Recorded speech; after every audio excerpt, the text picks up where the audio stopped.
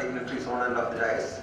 Dear audience, kindly forgive me if I am moving in a bullet train speed because the moderator provided me only 15 minutes to present before you about a vast topic. And at the outset, let me thank the organizers for providing a slot for this livestock management and also the livestock farmers, because the best friends of human being standing on four legs are here to present before you, and we know that Kerala is a very advanced state, and why should we resort to the dirty, filthy job of livestock management in a state like Kerala, having high standard of living, 100% literacy, and people living cutting away from the nature? Should it thrive in Kerala? The reason is that the livestock livelihood of rural people and tribal people and also the backstanding villages are still depending on livestock production in Kerala. So we have to bring back the animal husbandry activities into our state, and that's one reason, number one. Reason number two is that Kerala stands number one in drinking milk, eating egg, and consuming meat. This economic review 2017 is telling that Keralites consumed 35 lakhs tons of milk last year, and for that 80% is produced in our state and 20% brought from other states. And regarding egg, during last year Keralites consumed 440 crores of egg, and 360 crores of eggs are brought from Tamil Nadu. That means every day we are bringing 1 crore of egg for consuming, that egg eaters. Regarding the meat, last year our economic review says that 14 lakhs of cattle were brought from other states for slaughter, and we are eating beef. And last year, every day Kerala is bringing 5.5 to 7 lakhs of chicken for consumption. And last year we consumed 7 lakhs of goats and 2 lakhs of pig. That means the most voracious meat eaters are waiting in Kerala. So we have to bring back the livestock production in Kerala. And also my former presenter, that agriculture expert says that Kerala should bring back to organic farming. What is organic farming? It's nothing but farming utilizing the excreta of animals. That's dung, urine, and this vegetables, composting and all that. That requires the presence of animal husbandry here. This man, the father of our nation, and he was very much worried about India getting independence, not because he is not going to get the prime ministership or anything like that. He was anxious about the famine, rural villages are suffering. So he reached Bangalore and spent 14 days there for getting training in livestock management along with Madan Mohan Malaviya. And that's a photograph. You never could have seen such a photograph, Gandhiji patting on a cow. So St. Albert's College giving me 15 minutes for presentation is a wonderful thing compared to Gandhiji spending 14 days in Bangalore to getting trained on livestock management. Next please. This man, our first Prime Minister Jawaharlal Nehru, and along with him standing Lady Mountbatten. Respected people, you just ask the elders about Lady Mountbatten and Nehru, and he's the first man who introduced livestock management in the 5-year plans of India. He says that livestock management is required for bringing back the economy of our nation. Next please. And this man, the White Revolution, father of White Revolution, Dr. Varghese Kurian, a Malayali from Calicut, an engineer, and he brought India laurels of #1 in milk production. We don't have any #1 position. In population we are not #1, in corruption we are not #1, but in milk production we are #1. So Kerala should stand along with livestock management. And next please. And this Dr. M.S. Swaminathan, father of Green Revolution, another Malayali, Mangom Pattar from Alapi, and he says that Kerala has to bring back this organic farming through livestock management. Next, a special Kerala condition. I am not going to narrate all this. We have limited resources, we have limited land, we have fragmented lands, but even then we can create a Kerala model. Next. And you just watch these heartbreaking scenes. That cow, it has not suicide by hanging, and it's this aqua attack The flood caused all these miseries, and no print media, no electronic media, no social media shared all these pictures of the sufferings of these beautiful animals of our country, and also the animal owners. They suffered a lot. Next, you just watch. It's not a slaughter. A struggle for getting the last drop of air. That animal died. Yes. Next, go first. That's paper news and all that. Next. This statistics I have collected from the Director of Animal Husbandry regarding the calamity and the death of animals and the loss faced by our state. No time to explain that. So, and this animal husbandry, we have to bring back it, because it is just like that fisherman, Jaisal. He was kneeling down for saving the ladies and to stepping upon his back, they escaped. Similarly, the rural community needs animal husbandry to step back on these animals to bring back their lives, and we have to take some immediate steps. Immediate steps means we have to prepare roadmaps towards a master plan, and for that a psychosocial economic support for farming community is to be provided. Think about a lady, a rural lady coming back to her house, watching that the cattle shed is torpedoed out, then animals have died, and how can she sustain? So help with a sensitivity, compassion and empathy, a round-the-clock helpline. I request all the St. Albert students and teachers to extend a helping hand, round-the-clock support, psychological support to the farming community, because I shall, during the concluding words, I can explain it. Easy settlement of insurance claim, that's the most important thing, and also the repair replacement of damaged animal sheds, and the distribution replacement of livestock from other states. Other states are willing to help us. We have to strike when the iron is hot. After 1 year, you will not get this support, empathetic approach from other states. Even after 1 month, the government employees are not empathetic towards the farming community. So other states and other nations are ready to help. We have to use their goodwill, and monthly allowance should be provided as an immediate solace to their sufferings, and also feed and animals from other states should be collected and they should be distributed to the needy, and production incentives to be provided to these dairy farmers. Disease control strategies at the doorstep or farm step should, please go fast, and that multi-dimensional approach. For that, the bureaucrats from government departments should not be allowed to interfere, and the experts from other states, global experts are there to provide a support for long-standing, for 100 years planning. We need experts from outside. We have one IIT at Palakkad, from where I am coming. We have one NIT at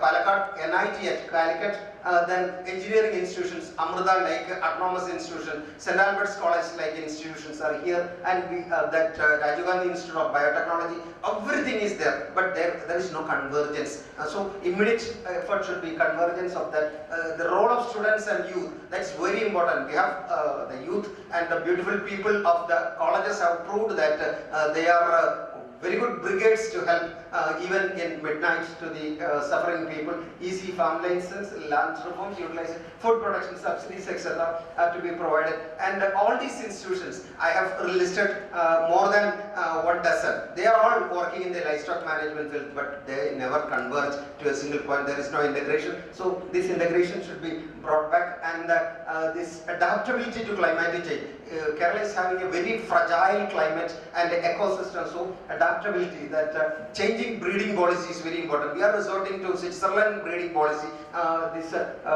wiping away all the beautiful biodiversity of local breeds. That is to be brought back, and also this APCOS, animal pattern cooperative model, egg societies, meat societies, milk societies, vegetable societies should be established for providing this marketing. Even global marketing is very important. If you visit European countries and all other countries, you can see that organic corner is there, premium price, with premium price organic egg, organic milk, organic meat, organic vegetables, organic fruits are purchased. Kerala is a godson country, very ready to turn into organic, because we got that silt from this forest and from these high ranges washed away and spread throughout Kerala. So we have to utilize this feed subsidy and all that, and low cost feeding. No time for me, please. Next, and this scientific land use strategy.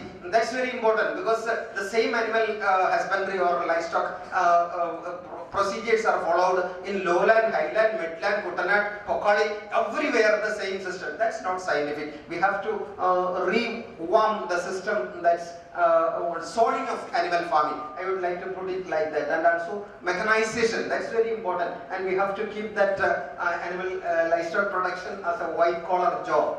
That WHO proposes One Health program. What is One Health program? Healthy soil, healthy plants, healthy animals, and healthy human beings.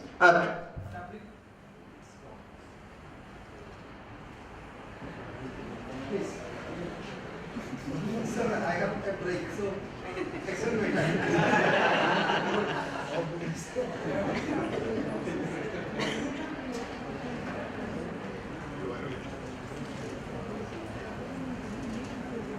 Sir, you will be allowed extra time because two speakers are absent. So we give 5 minutes. Oh, thank you so much.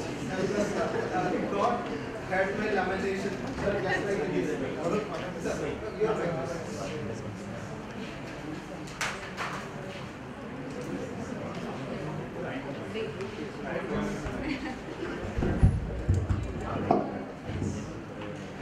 Sorry for the interruption. That is One Health program. Mobile ambulatory service is to be provided. You know that even our children will not go to a shop for purchase and all that when this Flipkart and Amazon are ready to supply on-door delivery. So this ambulatory veterinary service should be provided to the poor farming community at their doorstep or farm step. And odd-hour service, that's night service should be provided. And there should be free insurance for mediclaim and death and all that. That insurance premium should be supported by the government. That low-cost premium should be provided, yes. And then from where will we mobilize this cash? From where will we mobilize the funds? Some solutions are there. World Bank is there, and this World Bank and ADB we have contacted on behalf of Planning Board of Kerala. I have talked with them and they are ready to support us with the financial assistance that we have to provide concrete projects before ADB, Asian Development Bank and World Bank. They are ready to provide us, and also the Union Government submit beautiful plans for because Gomata concept is with this BJP government and all that. So let us formulate some projects for conservation of our madas, Gomatas. So they will pour in or they will open the tap or they will flush in just like the dams are open. Some government is ready to provide you with enough money, because I have talked with these experts from central government who visited Kerala regarding this why can't we announce a catastrophic Kerala bond? All the NRIs residing outside India are ready to, even my son, he told me, he's a scientist in this Madrid, Spain. He told me that their institution is ready to support Kerala if there is a catastrophic Kerala bond is announced. And another thing is that Kudumbasri, that all the ladies are keeping their money in banks for these micro enterprises. This Kudumbasri should be supported with beautiful plans like that. Levy on importing commodities, not from outside, from other states. Think about, we are importing about 15 lakhs metric ton of milk from outside Tamil Nadu. You import a levy at Walayar checkpost or Minaturan checkpost, rupees 1 for 1 liter of milk, you can. And another is 50 paise for a single egg. I told you that 1 crore egg is imported from Tamil Nadu Namakkal daily into our state. 50 paise additional levy that will be paid by Tamil Nadu Egg Producers Association, not from the pocket of the consumers. That we can get. And 5.5 to 7 lakhs of broiler birds are flowing into Kerala through the 18 checkposts. Levy rupees 1 per bird.